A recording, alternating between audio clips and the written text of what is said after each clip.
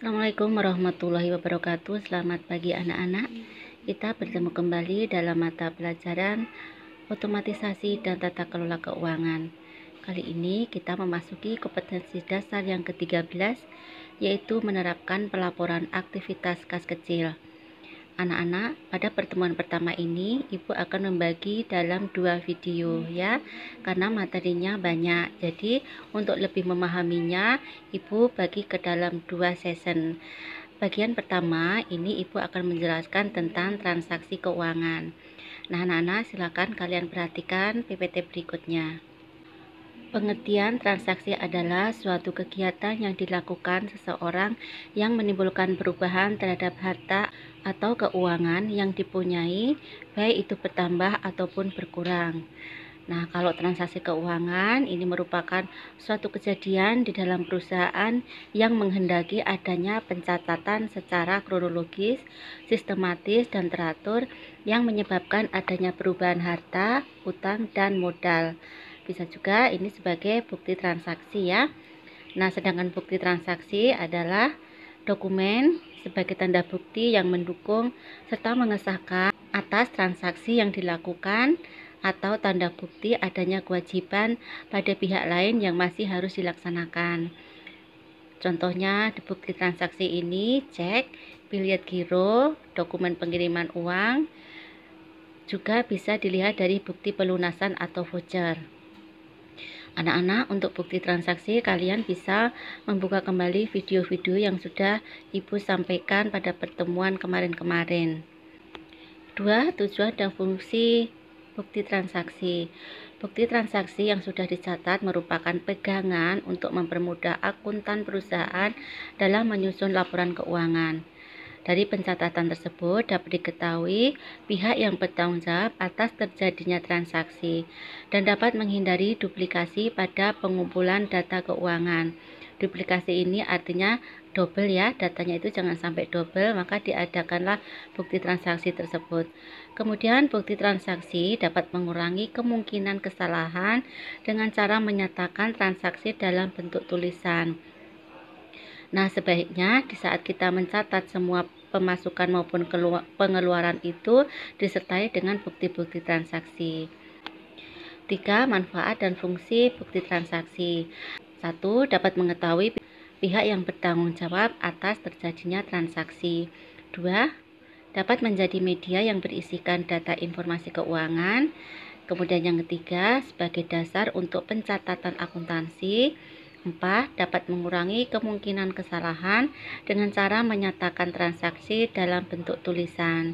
Kemudian yang kelima adalah dapat menghindari duplikasi pada pengumpulan data keuangan. 4. Macam-macam bukti transaksi. 1. Nota kontan. Ini adalah bukti pembayaran atau dokumen pembayaran yang dikeluarkan oleh penjual kepada pembeli sebagai bukti transaksi atas penjualan barang secara tunai. Kemudian nota kredit adalah bukti transaksi penerimaan barang yang telah dijual atau pengambilan barang. Nota kredit yang dikeluarkan oleh penjual ini berfungsi sebagai alat persetujuan dari penjual atas permohonan pengurangan harga yang diminta oleh pembeli karena barang yang diterima mengalami kerusakan atau tidak sesuai dengan apa yang dipesan oleh pembeli.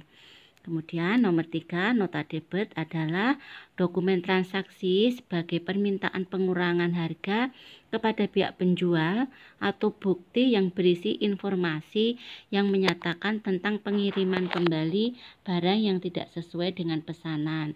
Ini misalnya barangnya rusak ya. Kemudian 4, faktur, pernyataan tertulis mengenai barang yang telah dijual, baik dalam jumlah dan harganya. Faktur ini dikeluarkan oleh penjual kepada pembeli. Salah satu fungsi dari faktur adalah sebagai bahan pertimbangan pembeli dalam meneliti kembali akan barang-barang yang telah dibelinya.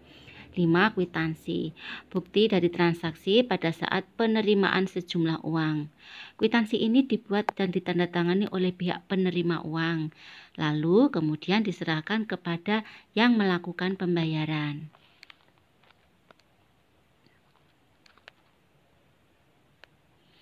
6. Cek, perintah pembayaran yang dibuat oleh pihak yang mempunyai rekening di suatu bank dengan tujuan agar bank tersebut membayarkan sejumlah uang yang tertulis kepada orang yang membawa surat atau yang namanya tertulis di surat cek tersebut. Kemudian 7, bukti memorandum adalah bukti transaksi yang dibuat oleh pimpinan perusahaan atau orang yang diberikan wewenang untuk suatu kejadian-kejadian yang berlangsung di dalam internal perusahaan. Misalnya seperti memo untuk mencatat gaji pegawai yang masih harus dibayar pada akhir periode. 8. Biliat giro. 8. Biliet giro adalah surat perintah untuk memindahbukukan sejumlah uang dari rekening nasabah suatu bank ke rekening penerima yang namanya disebutkan dalam biliet giro pada bank yang sama atau pada bank lain. 9. Rekening koran. Ini adalah bukti untuk mutasi kas di bank yang disusun oleh pihak bank untuk para nasabahnya. Kemudian 10. Bukti setoran bank. Ini adalah catatan transaksi berupa slip setoran yang disediakan oleh pihak bank untuk digunakan pada saat atau setiap melakukan setoran uang ke bank, seperti untuk investasi. 5. Jenis-jenis transaksi yang terjadi pada perusahaan. 1. Pembelian transaksi barang dagangan. Transaksi pembelian barang dagangan adalah kegiatan membeli produk dari toko perusahaan atau individu. Ini bisa berupa pembelian secara tunai, bisa juga pembelian dilakukan secara kredit. Kemudian yang kedua, pembelian kembali dan transaksi pengurangan harga. Jika barang pesanan perusahaan rusak atau barang tidak cocok dengan pesanan perusahaan, maka perusahaan akan mengembalikan barang yang rusak atau salah kepada penjual. Yang ketiga, transaksi diskon pembelian. Diskon pembelian adalah diskon yang diperoleh pembeli karena ia telah melunasi hutang lebih cepat dari waktu sebenarnya dan melakukan pembayaran secara tunai atau dapat dikatakan sebagai diskon tunai. Diskon pembelian transaksi dicatat dalam jurnal dengan mengkredit akun tunai dan diskon pembelian dan mendebit akun hutang akunnya. Artinya kalau kita mendapatkan diskon, maka ini akan mengurangi uang tunai kita. 4. Transaksi pemuatan beban adalah biaya pengiriman barang dagangan dari gudang pemasok ke gudang pembeli yang harus ditanggung oleh pembeli. Paham ya ini ya? Kemudian transaksi penjualan barang dagangan. Perusahaan menjual barang dagangan kepada konsumen yang pembayarannya dapat dilakukan secara tunai atau kredit. Kemudian 6. Transaksi retur penjualan dan pengurangan harga, artinya perusahaan harus mengambil kembali barang dagangan yang telah dipesan oleh konsumen karena kerusakan atau barang tidak cocok dengan pesanan pembeli. Yang keenam adalah transaksi keuangan. Transaksi dapat berpengaruh terhadap aset, liabilitas, dan ekuitas ya. Aset itu adalah harta, kemudian liabilitas ini adalah hutang, ekuitas adalah modal. Transaksinya adalah jika harta bertambah, maka modal bertambah. Jika harta berkurang, maka modal juga berkurang.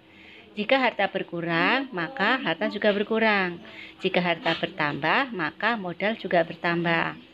Aset ini adalah harta perusahaan ya, atau sumber daya yang dimiliki perusahaan. Ekuitas ini adalah modal. Modal itu adalah hak atau klaim yang dimiliki perusahaan terhadap sumber daya perusahaan. Liabilitas ini utang atau kewajiban, yaitu hak atau klaim pihak kreditor terhadap sumber daya perusahaan. Nah, ini ada rumus lagi ya. Aset sama dengan liabilitas ditambah ekuitas. Artinya, harta kita sama dengan kewajiban plus modal, atau harta sama dengan utang ditambah dengan modal. Demikian tadi materi yang Ibu sampaikan tentang transaksi keuangan. Silakan kalian putar-putar kembali untuk lebih jelasnya ya. Kemudian untuk hal-hal yang belum paham, silahkan kalian tanyakan di grup WhatsApp pelajaran. Nanti akan kita bahas bersama-sama.